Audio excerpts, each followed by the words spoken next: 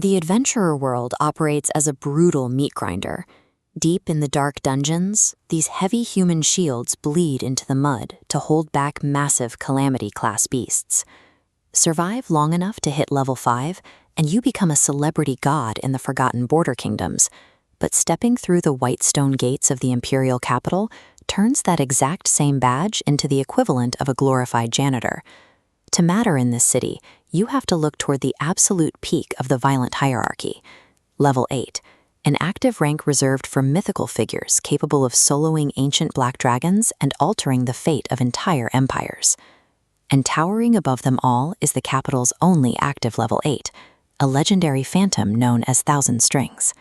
His record is an unbroken streak of miracles, curing cursed soil with a pendant, annihilating apocalyptic dragons in craters, and dismantling syndicates from the shadows. Yet, whenever the royal knights arrive to offer millions in gold in absolute glory, they only ever find his footprints leading away from the battlefield, cementing his reputation as an unfathomable, selfless saint, which makes it incredibly inconvenient when you look closely enough to realize the untouchable hero is a complete and total fraud. Meet Kian Astor, a powerless slacker with absolutely zero mana, whose greatest ambition in life is to lie completely flat on the floor, read a comic book, and take a long nap without anyone bothering him.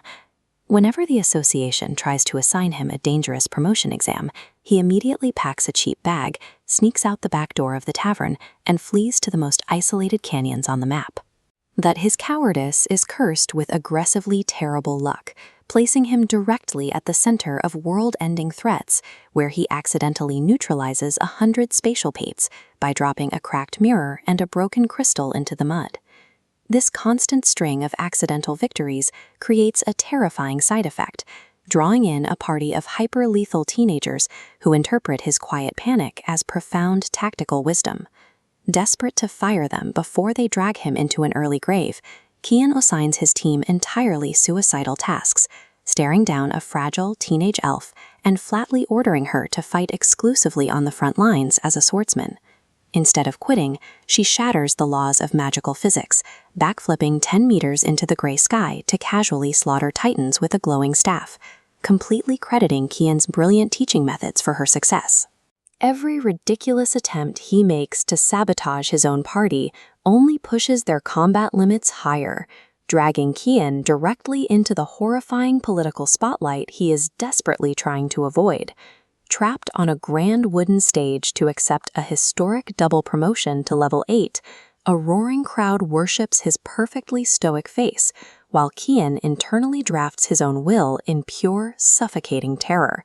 Fleeing a noble's high-stakes subjugation quest for a quiet vacation, he accidentally drives his carriage straight into a dark mage army, inadvertently routing 3,000 hardened bandits through the sheer intimidation of his presence. Elite, battle-scarred veterans drop to their knees in the dirt to revere a guy who just wants to sleep.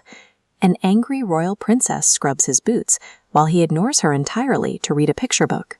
Discover the hilarious paradox of surviving at the very top of the food chain in "My certification level keeps rising, but all I do is laze around," and read the full story now on the WebNovel app.